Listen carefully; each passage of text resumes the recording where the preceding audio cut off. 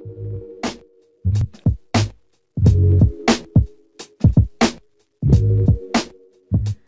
we'll find that here. This one here, we'll click and drag that into this screen. So to connect these two things together, we're going to use the send out modifier. So we'll click and drag our send out underneath our physics shape, so underneath all the different modifiers we've added to that event. And then we're going to connect the send out to our path follow. With our path follow, we want to pick, and we're going to pick our star. So let's test out how this looks at the moment. So it's going to be following the star, but it's not really fully sticking to it just yet.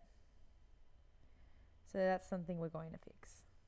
So the reason why when we are moving this they don't connect straight away is because they're moving very quickly and they don't have time to really be attracted to the star.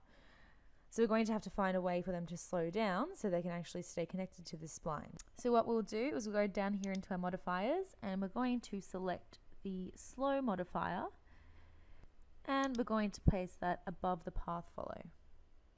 And in the slow speed modifier, if we can increase the velocity value to something like 100, let's see how that goes. And then we play our sequence. You can see now how it's actually following the star upwards, so that this can go all the way around our star, because at the moment it's stopping at our plane, which is why it's not going all the way around. So we'll pop that somewhere around here, and I'm going to drag this up a little bit too. So as you can see currently, when we get our time slider and we go across all our keyframes, it stops at around here. That's because we only have 100 keyframes. So if we go to our time configuration tool up here, we click on that and we change the end time to, I'm going to make this 500 frames just to be safe. Go OK. Now we have something that will go around our entire star. As you can see, however, it does kind of come off here, so we're going to go about fixing that, because that's not what we want to happen. So in order to keep changing these kind of settings, in our path follow here, we're going to change the velocity for the attraction to something like 0.07, change the velocity in the spin to 0.0, and just let that load. So as you can see at 0.07, it's currently kind of going flat here at the bottom. So we're going to take that back and we're actually going to change our attraction velocity to 10 millimeters. And we'll see how that goes. Actually make that 10 and we'll see what happens. And we really want this to follow our star all the way through.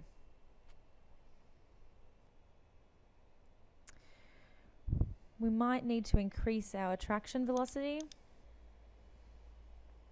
So as you can see, as we increase this, we're able to get this star to follow through. So we might continue to increase the attraction velocity so that we can have the star come all the way back to base.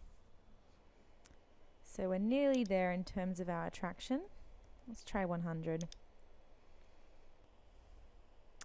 So if we go back to the beginning, you can see we've got something that follows the star all the way around.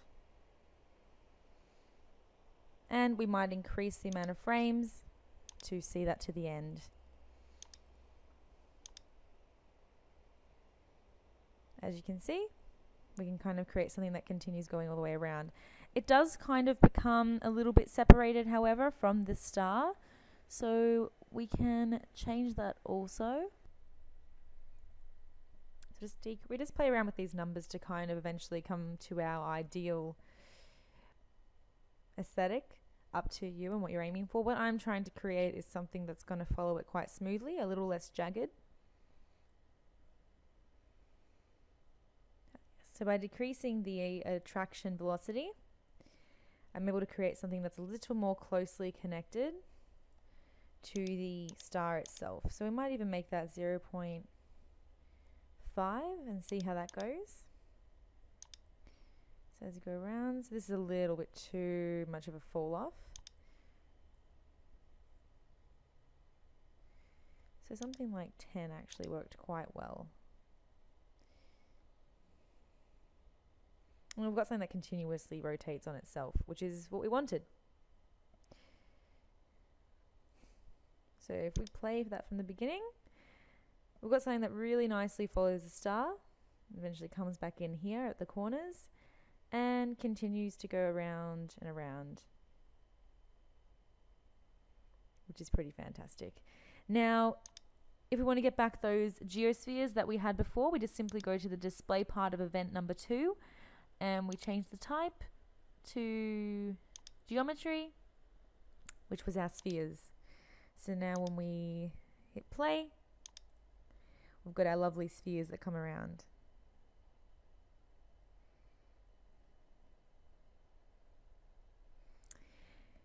We can change the speed on this too if we want as well, because it is quite fast.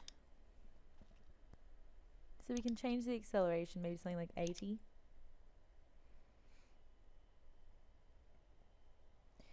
And if we play this, so this way it goes a little slower. It's a little easier to see and follow.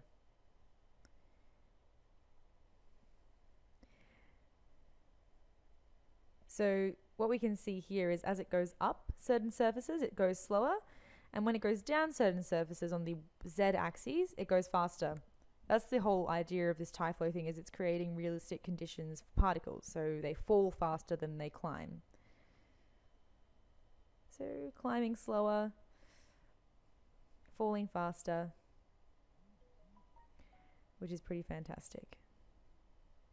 And that's by playing around with these settings here, we're able to really update and customize this kind of animation that we have going, which is great.